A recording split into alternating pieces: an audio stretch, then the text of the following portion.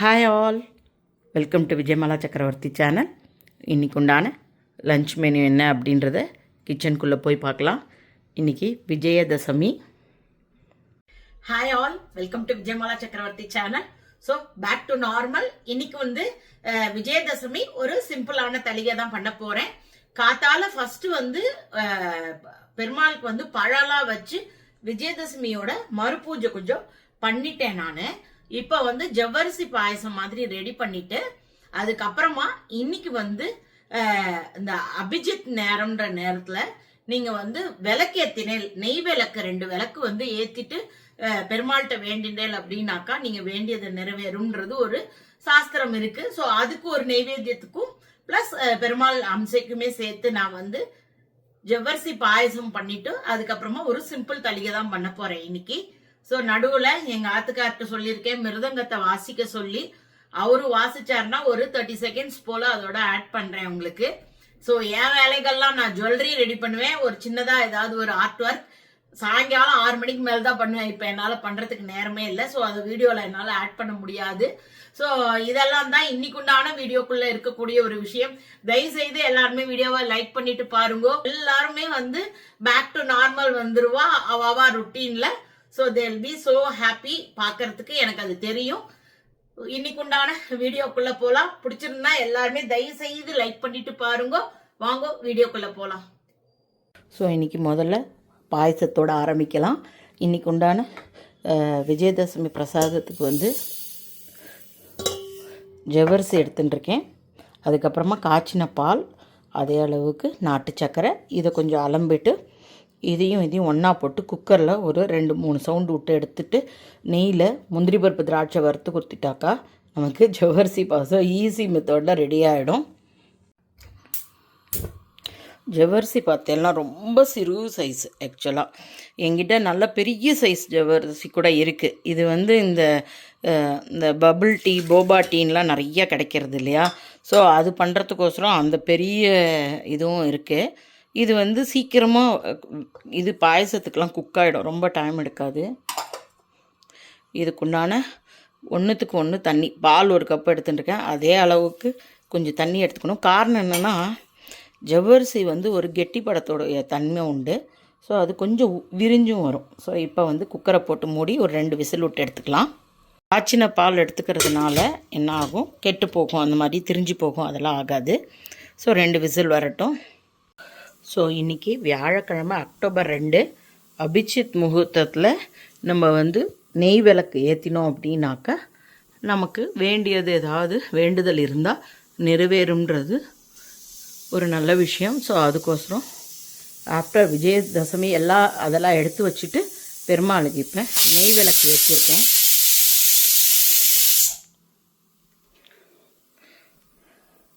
உத்திராட நட்சத்திரமும் திருவோண நட்சத்திரமும் சேர்ற நேரம். உத்திராடத்தில் 12 நிமிஷமும் திருவோணத்தில் 12 நிமிஷமும் சேர்த்து மொத்தமாக 24 நிமிடங்கள் இந்த அபிஜித் முகூர்த்தம்ன்றது இருக்குது. அந்த நேரத்தில் நெய் விளக்கு ஏற்றினோம் அப்படின்னா நம்ம வேண்டுதல் நிறைவேறும் அப்படின்றது ஒரு ஐதீகம்.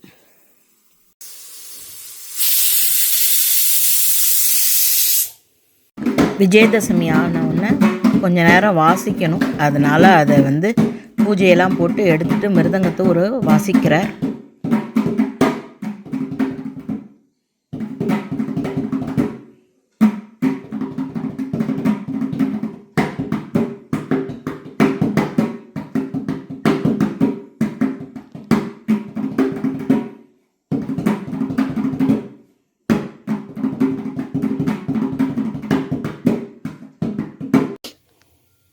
நல்ல வாசனையை பார்த்தாலே திரட்டிப்பால் வாசனை மாதிரி அடிக்கிறது. ப்ரெஷர் அடங்கிடுத்து. மை காட், வாசமாக இருக்குது. செம்மையான ஒரு திரட்டிப்பால் வாசனை அடிக்கிறது. ஆஹா, வேணா நீங்கள் பால் கூட ஆட் பண்ணிக்கலாம். என்ன கேட்டாக்கா எங்கள் ஆற்றுல ரொம்ப ஸ்வீட் செலவழியாது. அதனால் எங்கள் அப்பா தான் சாப்பிடுவா, எங்கள் அப்பாவுக்கு கம்மியாக தான் கொடுக்கணும். ஸோ அதனால் என்னென்னா பால் ஆட் பண்ணாமல் இதுலேயே நெய்யில் முந்திரி பருப்பு திராட்சையை வறுத்து கொட்டிடுறேன்.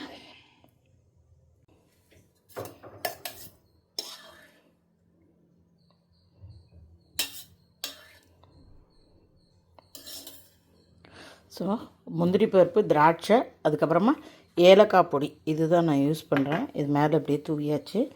கொஞ்சம் நெய் சுட்டுன்னா இதை போட்டு வறுத்து கொட்டிடலாம்.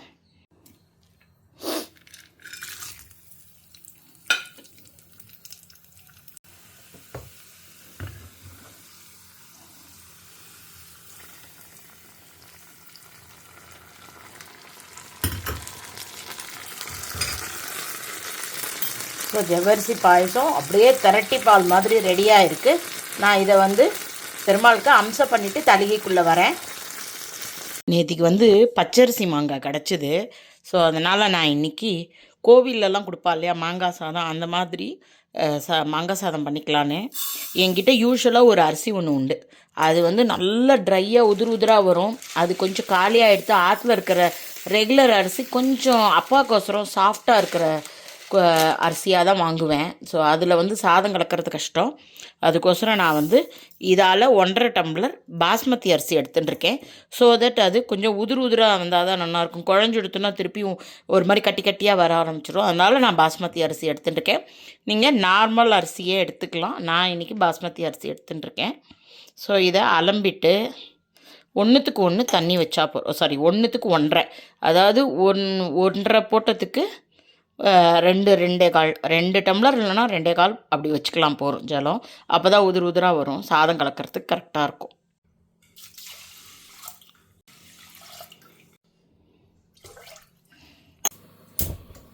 ஸோ 2.25 டம்ளர் ஜலம் வச்சுருக்கேன். இது வந்து எக்ஸாக்டாக 2 சவுண்டு விட்டால் போகிறோம். வெந்துடும் நன்னா. ப்ளஸ் உதிராகவும் வந்துடும். வறுத்துக்கிறதுக்கு வந்து சாமான்கள் பார்த்தேன்னாக்கா நான் வந்து இப்போ பார்த்தீங்கன்னா இந்த மாதிரி ஒரு ஸ்பூன் எடுத்துட்டுருக்கேன். இது டேபிள் ஸ்பூன், கொஞ்சம் சைஸ் பெருசு தான். இதால் இப்போ 3 ஸ்பூன் வந்து கொத்தமல்லி எடுத்துட்டுருக்கேன். 1 ஸ்பூன் வந்து கடலைப்பருப்பு எடுத்துட்டுருக்கேன்.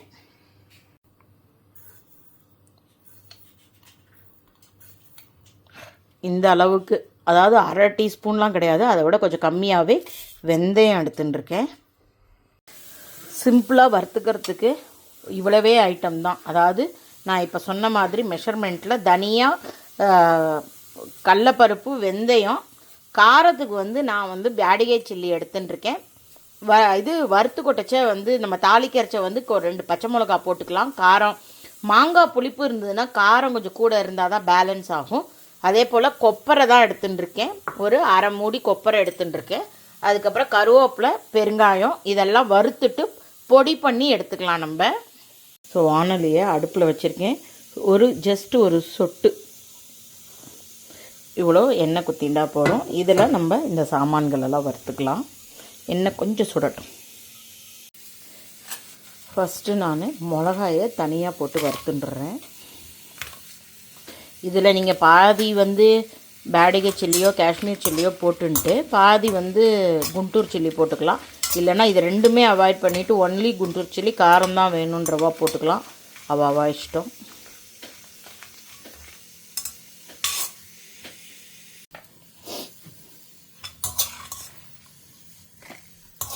ஃபஸ்ட்டு மிளகாயை வறுத்துட்டு அதுக்கப்புறமா நம்ம வந்து மற்ற சாமான்கள்லாம் வறுத்துக்கலாம். பை த டைம் இந்த மிளகாயை மிக்சியில் வந்து பொடி பண்ணிட்டுலாம் ஃபஸ்ட்டே. காரணம் என்னென்னா இவ்வளோ பெருசாக அதில் போட்டோன்னா அது பொரியவே பொரியாது. இது எல்லாத்தையுமே ஒன்றா போட்டுடலாம். நல்ல வாசனை, வெந்தயம் நல்லா செவக்கணும், பருப்பு கலர் மாறணும், அதே போல் தனியாவோட வாசனை நல்லா வரணும்.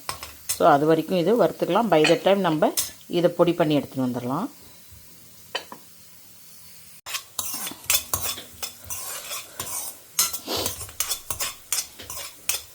பருப்பு கலர் செவக்க ஆரம்பிச்சிடுத்து. நான் இப்போ இந்த கொப்பரை தேங்காயை போட்டுடுறேன். இதுவும் கொஞ்சம் கலர் செவந்து வரைச்ச கருவேப்பிலையும் போட்டுடலாம். அப்புறமா ஆஃப் பண்ணிவிட்டு பெருங்காயத்தை இதோடு போட்டுக்கலாம். சூட்டில் பார்த்தீங்கன்னா மிளகாயை இப்படி அரைச்சின்னு வந்திருக்கேன். இதை நான் கொஞ்சம் செவக்கிற வரைக்கும் வறுத்துட்டு காமிக்கிறேன். பார்த்தீங்கன்னா கலர் சேஞ்ச் ஆகிட்டே வருது. இந்த நேரத்தில் கருவேப்பிலை, நான் கருவேப்பிலை நீங்கள் தாளிக்கிறதுல கூட போட்டுக்கலாம். நான் தான் எப்பயுமே உங்களுக்கு தெரியும் எப்படியெல்லாம் மேக்ஸிமம் அரைச்சி உள்ளுக்கு சாப்பிட முடியுமோ அந்த மாதிரி ஃபார்மில் தான் நான் போட்டுப்பேன். வாசனைக்கு போடுறத விட மோர் தென் தட் அது உடம்புக்கு சேரணுன்றதில் நான் ரொம்ப கான்ஷியஸாக இருப்பேன். ஸோ அதனால் நான் இதோட வறுத்துக்கிறேன். வேண்டான்றவா நீங்கள் வந்து தாளிக்கிறதுல போட்டுக்கோங்க. இப்போ நல்லா செவந்து வர ஆரம்பிச்சிருக்கு. பெருங்காயம் கொஞ்சம் போட்டுட்டு ஒரு பரட்டி அடுப்பை ஆஃப் பண்ணிடலாம். அந்த ஒரு 2 மினிட்ஸ் விடலாம். அந்த பாத்திரத்தோட சூட்லேயே இன்னும் கொஞ்சம் எல்லாம் கலர் இன்னும் செவந்து வந்து இப்போ அந்த மிளகாயோடு சேர்த்து நம்ம பொடி பண்ண வேண்டியதான். இப்போ நான் மிக்சியில் போட்டுட்டேன். இதை வந்து பொடி பண்ணி எடுத்துன்னு வரேன். ஸோ ஃபஸ்ட் கிளாஸ் வாசனையோடு நமக்கு மாங்காய் சாதத்துக்கு பொடி ரெடியாக எடுத்து இப்போ சாதம் கலக்க வேண்டியதான் வேலை. ஸோ நான் வந்து இந்த சைஸுக்கு ஒரே ஒரு மாங்காயை தோலை சீவிட்டு இந்த மாதிரி சீவி எடுத்துட்டுருக்கேன். அதுக்கப்புறம் பொடி ரெடி பண்ணியாச்சு. நம்ம வானலியில் அடுப்பை ஆன் பண்ணிவிட்டு நல்லெண்ணெய் கொஞ்சம் ஒரு 2 டேபிள் ஸ்பூன் குத்திக்கலாம். ஸோ தட் அது நல்லா வதங்கி எண்ணெய் பிரிகிற அளவுக்கு எண்ணெய் இருந்தால் தான் சாத்தில் கலக்கரைச்ச நல்லாயிருக்கும். எண்ணெய் ஜாஸ்தின்னு தயவுசெய்து சொல்லாதீங்க. சிலதுக்கு கலந்த சாதத்துக்கெலாம் எண்ணெய் போட்டால் தான் அது தாப்பில் சாதத்தோடு ஒட்டி வரும், இல்லைனா வராது. ஆக்சுவலாக எல்லா எண்ணெயை விட நல்லெண்ணெய் வந்து ரொம்ப நல்லது உடம்புக்கு சொல்லுவா எங்கள் நாத்தனாரோட மாமியார். அதுக்கு தாண்டி அதுக்கு பேர் நல்ல எண்ணெய்ன்னு பேர்லேயே அதுக்கு நல்ல எண்ணெய் இருக்குன்னு பாரு அப்படின்ட்டு. ஸோ நிறையா விதத்துக்கு நல்லெண்ணெய் வந்து உடம்புக்கு நல்லது தான். ஸோ இந்த அளவுக்கு நான் கொஞ்சம் எண்ணெய் குத்திருக்கேன். இதில் நம்ம கடுகு, பெருங்காயம், கருவேப்பிலை, பச்சை மிளகாயை தாளிச்சிக்கலாம். ஸோ கடுகு போட்டுக்கிறேன்.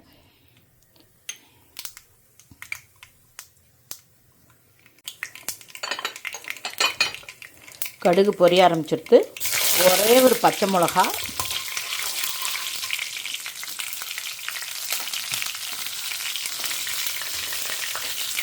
கொஞ்சமாக பெருங்காயம் அரைக்கிறதுல போட்டிருக்கேன். ஸோ இருந்தாலும் இது மேலுக்கு போட்டால் வாசனையாக இருக்கும். இப்போ மாங்காய் எவ்வளோ தூரம் புளிக்கிறதோ அதுக்கு தகுந்தாப்பில் நீங்கள் உங்களுக்கு வெல்லம் கொஞ்சம் போட்டுக்கணுன்னா போட்டுக்கோங்க. ரொம்ப புளிப்பாக இப்போ எடுத்துனா சாப்பிட பிடிக்காது. ஸோ அதனால் இது கொஞ்சம் நல்லா வதங்கட்டும்.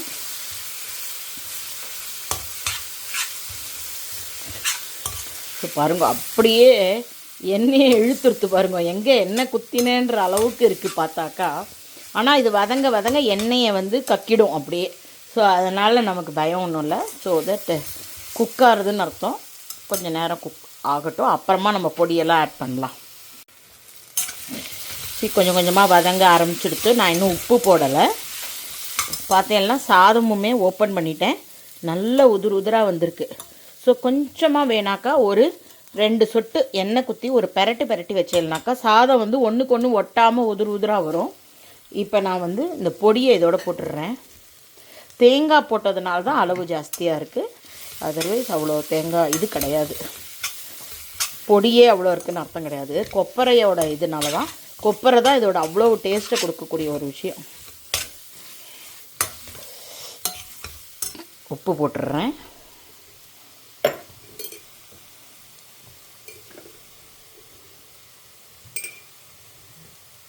சாத்துக்கும் சேர்த்து கொஞ்சம் போடணும். ஸோ அதனால்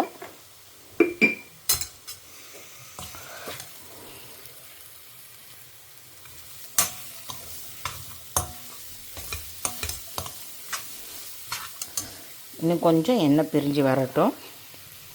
நான் கொஞ்சமாக நாட்டு சக்கரை போட்டுக்கிறேன். ஏன்னா ஒருவேளை புளிப்பு ஜாஸ்தியாக தெரிஞ்சதுன்னா பேலன்ஸ்டாக இருக்கும். அதுக்கோசரம் கொஞ்சம் மாங்காய் புளிப்பு தெரியறது, அதனால தான் போட்டிருக்கேன். இன்னும் கொஞ்சம் எண்ணெய் வெளியில் வரட்டும், அது வரைக்கும் வதக்குறேன். மேலெல்லாம் நல்ல ஒரு ஆயிலினஸ் வந்துருக்கு. எண்ணெய் ஓரளவுக்கு கம்மியாக விட்டதுனால அது அப்சர்வாகவே இருக்குது. நான் இப்போ அதை சாத்தில் அப்படியே எடுத்து போட்டு இதை கலந்துட்டு உங்களுக்கு காமிக்கிறேன். சூடு ஜாஸ்தியாக இருக்கிறதுனால கலர்றது கொஞ்சம் டைம் எடுக்கிறது. ஸோ சாதத்தை கம்ப்ளீட்டாக கலந்துட்டேன். அட்டகாசமாக இருக்குது, லிட்ரலாக பெருமாள் பிரசாதம் மாதிரி இருக்குது. ஸோ இதில் நான் கொஞ்சமாக ஒரு கொத்தமல்லி தழை கட் பண்ணி போட்டிருக்கேன். இதையும் ஒரு பெரட்டிட்டேன் அப்படின்னாக்கா பாருங்க செமையாக இருக்குது. என்ன நார்மல் சாதத்தில் பண்ணியிருந்தால் இன்னும் நல்லா இருந்திருக்கும். பாஸ்மதி அதுக்குண்டான டேஸ்ட் இருக்குது. என்னை பொறுத்த வரைக்கும் நீங்கள் கண்டிப்பாக இந்த சோனா மசூரி அந்த மாதிரி ஸ்டீம் ரைஸ் இல்லைன்னா கொல்லம் வந்து நல்ல பழைய அரிசியாக இருந்ததுன்னா கூட நல்ல உதிராக வரும். ஸோ இந்த மாதிரி கலந்து பண்ணி பாருங்க, செம்ம டேஸ்டியாக இருக்குது. ஸோ இதுக்கு ஒரு தொட்டுக்கிறதுக்கு இது ரொம்ப ட்ரை ஐட்டம் இல்லையா, ஸோ புளியோதரை மாதிரி. ஸோ அதனால் நான் வந்து இதுக்கு ஒரு கேரட்டு நூல்கோல் பட்டாணி போட்டு கூட்டு பண்ணுவேன் இல்லையா, அந்த கூட்டு தான் பண்ண போகிறேன் அடுத்தாப்பில். ஸோ நமக்கு இப்போ ஃபஸ்ட் கிளாஸ் உதிரான கோவில் பிரசாதம் மாங்காய் சாதம் ரெடியாக எடுத்து. ஸோ நான் இப்போ வந்து பட்டாணி இந்த கேரட்டையும் நூல்கோலும் பொடி பொடியாக கட் பண்ணிட்டுருக்கேன். இதையுமே அதுக்குள்ளே எடுத்து போட்டுருக்கேன்.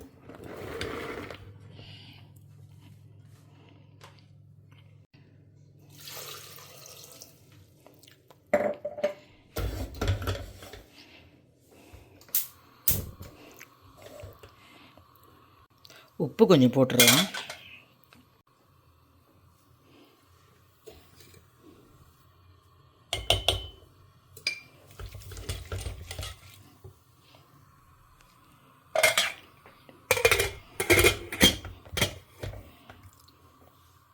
ஸோ ஒரு 3 சவுண்டு வரட்டும்.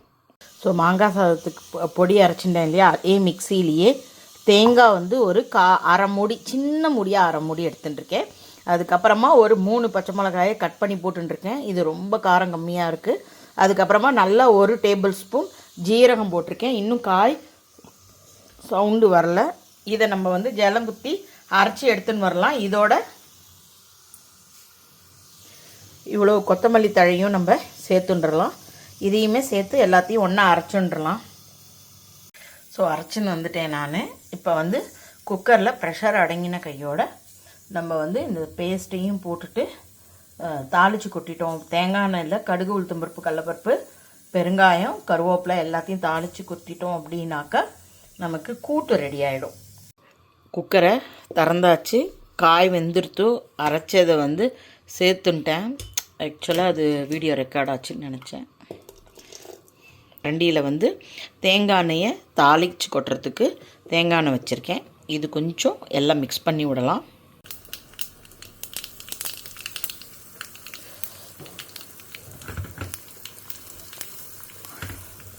வெறும கடுகு உளுத்தம்பருப்பு கருவேப்பிலை பெருங்காயம். ஸோ இங்கே கூட்டு கொதிக்க ஆரம்பிச்சிருக்கு.